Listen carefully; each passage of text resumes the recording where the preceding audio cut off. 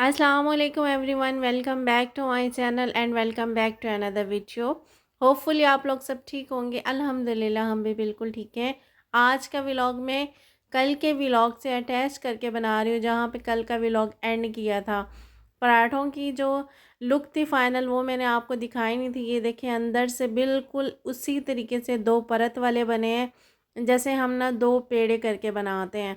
Easy भी है और इंस्टेंट भी है और मुझे बहुत बहुत अच्छा लगा। आप लोग भी मेरी तरह ज़रूर ट्राई कीजिएगा। अगर ख़राब भी हो जाए तो हिम्मत मत हारिएगा। और फिर ये डायरेक्ट नेक्स्ट डे था। साग की मैंने सारी तैयारी करके रख ली थी, उनका मसाला भी सारा बना लिया था साग का, और साग को ब्लेंड भी करके रख लिया था। जस्ट मैंने इसको तड़का लगाना था और पकाना था। जब हम साग को बॉईल करने के बाद ब्लेंड करते हैं तो उसके अंदर पानी होता है, उसको ड्राई करना होता है, और साथ में जो हम ना ब्लेंडर को साफ़ करके डालते हैं वो वाला पानी होता है, उसको थोड़ी देर पकाना होता है मसाले के साथ ना। ये सब कुछ ना घुल मिल जाए, मीन्स यानी कि अच्छे तरीके से सब ना यकजान हो जाए, इसको पकाना ज़रूरी होता है। और उसके बाद से मैंने तड़का लगाना था। आज मेरा ऑयल का तड़का लगाने का मूड बिल्कुल भी नहीं था, मैंने देसी घी का तड़का लगाया था। पहले तो इरादा था कि मैं थोड़ा सा लगाऊं अभी के यूज़ के लिए, लेकिन ऑयल मुझे ये घी मुझे थोड़ा सा ज़्यादा लगा तो मैंने तड़का ज़्यादा लगा लिया, लेकिन पीछे थोड़ा सा ही बचा। तो फिर मैंने सारा इसके अंदर शामिल कर लिया था। और तड़के में सिर्फ मैंने लहसुन शामिल किया था, कोई चीज़ मैंने इसके अंदर बाकी इजाफ़ी नहीं शामिल की थी। यही मैं सिंपल तरीके से अपनी सारी रेसिपीज़ को लेके चल रही होती हूँ, सिंपल मेथड से, और इतनी ज़बरदस्त और टेस्टी बनती हैं, आपको मैं बता नहीं सकती। सिंपल इंग्रेडिएंट से बनाते हैं ना जो, वो हमारे लिए ना हमारी हेल्थ के लिए भी अच्छी होती हैं और हमारे लिए भी ना हमें आसानी भी होती है। जो मसाला जात इतने महंगे महंगे हमें शॉप से मिलते हैं, हमें डब्बे वगैरह मिलते हैं, उनसे भी हमारी जान छूट जाती है। और हमें सिंपली मसालों से जो हमारी सब्ज़ी बनती है वो हमारी सेहत के लिए भी अच्छी होती है। साग इतना इतना टेस्टी बना था, मैं आपको ना टेस्ट नहीं करा सकती, मैं सिर्फ़ आपको बता सकती हूँ, इतना टेस्टी बना था।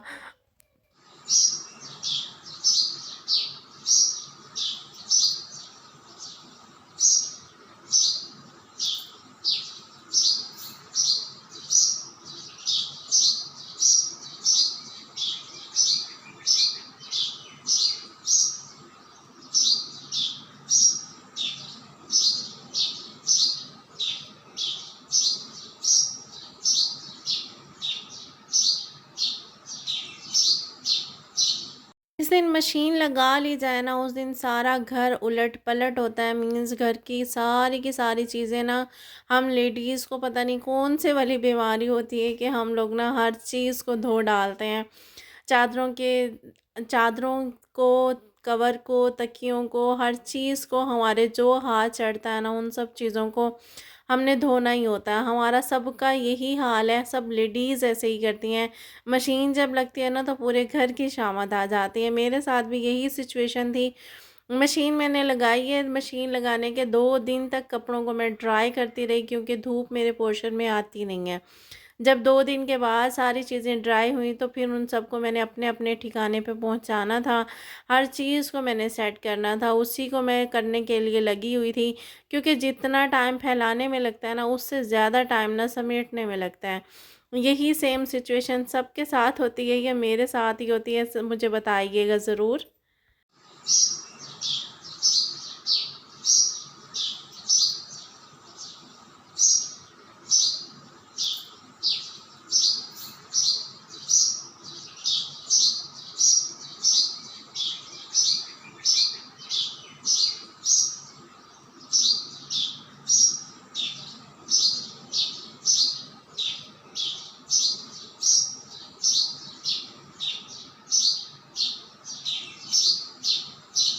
आज मैं आपसे शेयर करूँगी कि किस तरीके से ना हम लोग स्मार्ट हाउसवाइफ बन सकते हैं विदाउट फैसिलिटीज़।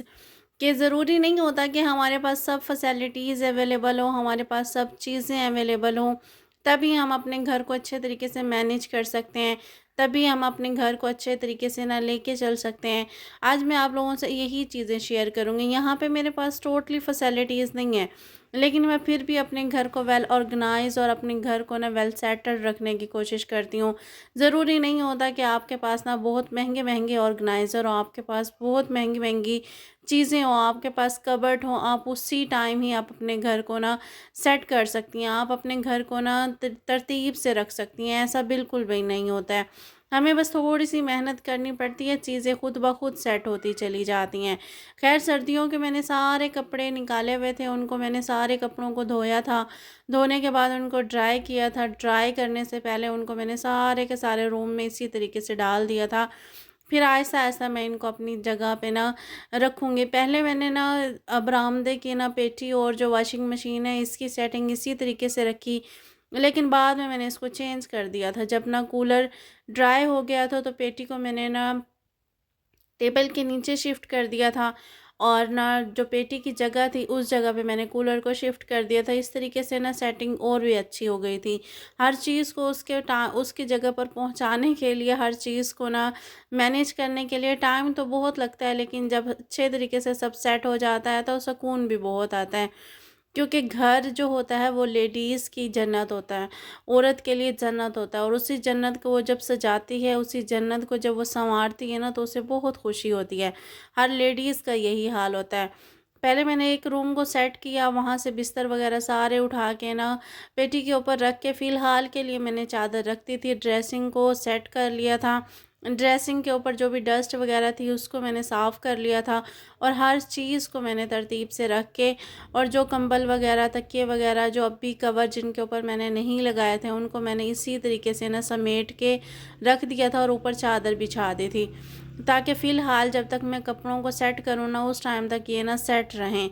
क्योंकि यहाँ पे भी बहुत ज़्यादा चीज़ें थी, इन सब चीज़ों को ना सेट करने के लिए एक प्रॉपर टाइम की ज़रूरत थी। पहले मैंने सारे कपड़ों को दूसरे रूम में अरेंज किया, उनको तह लगाई, गर्मियों के कपड़ों को अलहदा किया, सर्दी के कपड़ों को अलहदा किया, उसके बाद जाके मैंने पेटी का सामान उतारा और फिर इसको तरतीब करना शुरू कर दिया। अगर मैं ये वाला भी सामान उतारती, ये वाला भी बखेर देती, तो मुझे अंदाज़ा नहीं होना था कि ना इसको मैं किस तरीके से तरतीब से रखूं। और मेरे बैग ज़्यादा ख़राब हो रहे थे। अब की बार मैं बाज़ार गई थी, जो मैं अभी तह लगा रही हूँ ना, इनको मैं ऑर्गेनाइज़र को ले आई थी। मीन्स आप इसको ऑर्गेनाइज़र समझें, या आप इसको ना थैले समझें, या आप इसको कवर समझें, जो मर्ज़ी है। इसके अंदर ना अच्छी खासी स्पेस होती है और ये ज़िप वाले हैं, तो इसके अंदर अच्छी खासी चीज़ें आ जाती हैं। और एक मैं ये कपड़ा लेके आई थी, इसके लिए मैं अब भी कन्फ्यूज़ हूँ कि मैं इस कपड़े का क्या बनाऊँ।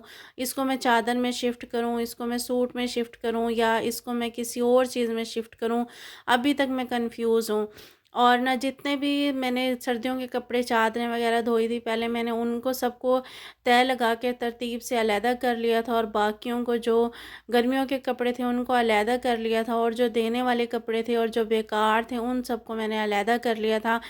पहले मैंने इस इन कपड़ों को तरतीब दिया, ताकि ना मुझे उठाने में और फिर सेट करके रखने में मुश्किल ना हो।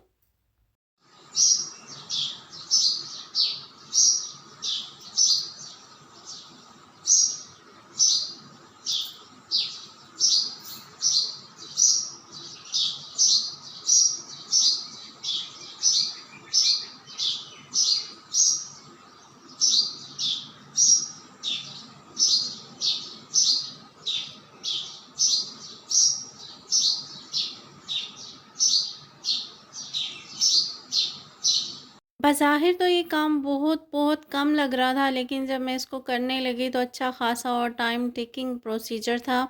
इसको करने के लिए ना पूरा दिन मेरा लग गया। सुबह मैंने खाने के लिए अरेंज कर लिया था सब चीज़ों को, तो मुझे खाने की टेंशन नहीं थी। अगर हम कोई भी काम बखेर देते हैं, अगर हमने कोई भी काम करना होता है ना, उस काम के चक्कर में अगर ना हम लोग खाना वग़ैरह पहले बना के रखें ना, तो काफ़ी ईज़ी भी हो जाता है और हमारे लिए हैंडी भी हो जाता है। उस रूम को मैंने समेट के रख दिया था और फिर मैंने कोई काम नहीं किया, क्योंकि टाइम इतना लग गया था।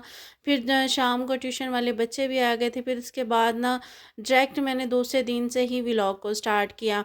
पहले मैंने पेटी के ऊपर से सारा सामान उतारा, बैग्स वगैरह के अंदर इतना सामान पड़ा हुआ था, उस सामान को मैंने सारा निकाला और मैंने बैग को साफ़ करके ना बैग को सबसे पहले पेटी में शिफ्ट किया, क्योंकि ना सिर्फ़ और सिर्फ ना चीज़ों को ना तरतीब से रखने के लिए, कपड़ों को तरतीब से रखने के लिए मैं बैग्स का यूज़ कर रही थी, तो बैग ना बहुत ज़्यादा ख़राब होते जा रहे थे। जितना मुझसे ये क्लीन हो सका, ज डस्ट इनकी मैं साफ़ कर सकी, उतनी मैंने डस्ट को साफ़ कर लिया था। और फिर मैंने इनको उठा के ना बरामदे में पेटी के अंदर शिफ्ट कर दिया था, ताकि ये बैग जो है ना वो ईज़िली मुझे यहाँ से हैंडी मिल भी जाएँ, और दूसरा फिर ना ये डस्ट से भी ना महफूज़ रहें।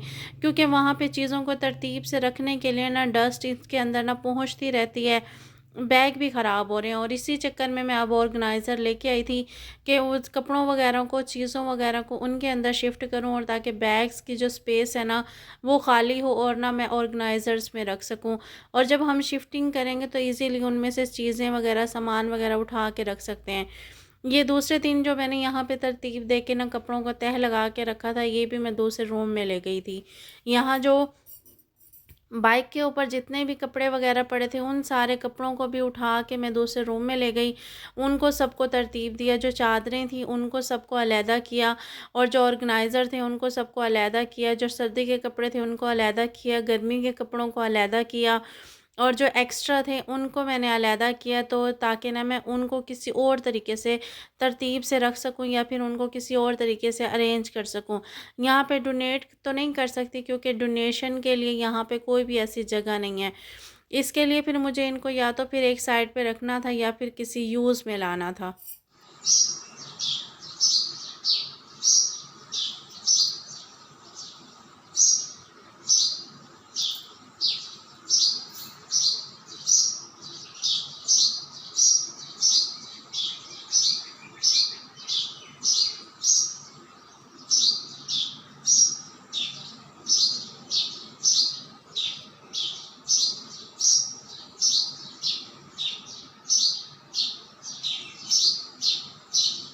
सारे कपड़ों को तरतीब से रखने के बाद, और ना सब कपड़ों को अलग-अलग करने के बाद ना, सर्दी के लिए मैंने एक ऑर्गेनाइज़र को, ये थैले को उठाया, जो ना इसके अंदर इतनी कैपेसिटी थी कि सारे सर्दियों के कपड़े जितने भी मैंने धोए थे वो इसके अंदर आ गए। आप देखें, 3 बैग का सामान उसके अंदर आ गया था, और जो एक्स्ट्रा मैंने कपड़े निकाले हुए थे वो मैंने साइड पे कर लिए थे।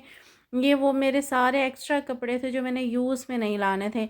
इनको मैंने फेंकने के लिए तो जगह नहीं थी, तो फिर मैंने इनको एक कवर उठाया तकिए का, और सारे मैंने तकिए के अंदर, कवर के अंदर शिफ्ट कर दिया। ऐसे मेरा तकिया भी बन गया, और इजीली ये कपड़े भी यूज़ में आ गए, मीन्स इधर उधर बिखरे नहीं रहे। और जो मेरा 3 से 4 बैग में सामान आना था, वो मैंने सिर्फ एक थैले में, एक ऑर्गेनाइज़र में शिफ्ट करने के बाद वहाँ से भी स्पेस को मैंने ना सेट किया। और ज़रूरी नहीं होता कि हमारे पास कबर्ड हो तभी हम चीज़ों को अरेंज कर सकते हैं, हमारे पास बहुत सी चीज़ें हों तभी हम अरेंज कर सकते हैं। इस तरह मेरे पुराने कपड़े भी सारे एक तकिया भी बन गया, और ना इजीली मेरे पुराने कपड़े भी यूज़ हो गए, और यहाँ वहाँ बिखरे भी नहीं रहे। ये इस तरीके से अगर आप छोटे-मोटे कामों को घर में करके आप स्मार्ट हाउसवाइफ़ भी बन सकती हैं, आप अपने घर को अरेंज भी कर सकती हैं, वेल ऑर्गनाइज़ भी रख सकती हैं, चीज़ों को तरतीब में भी कर सकती हैं। और आज की होपफुली आपको इन सब चीज़ों से कुछ टिप्स मिली हो, आपको ये व्लॉग अच्छा लगा हो। अगर आपको व्लॉग पसंद आया हो तो लाइक, शेयर और सब्सक्राइब ज़रूर कीजिएगा, और अपने फ्रेंड्स और फैमिली में शेयर ज़रूर कीजिएगा। कमेंट में मुझे ज़रूर बताइएगा। अपना बहुत ज़्यादा ख़्याल रखिएगा, और अगर आपको व्लॉग पसंद आए या इसमें से कोई चीज़ पसंद आए तो ज़रूर अपनी लाइफ में उसको ना अप्लाई कीजिएगा, और अपना बहुत ज़्यादा ख़्याल रखिएगा। मेरी तरफ़ से अल्लाह हाफ़िज़।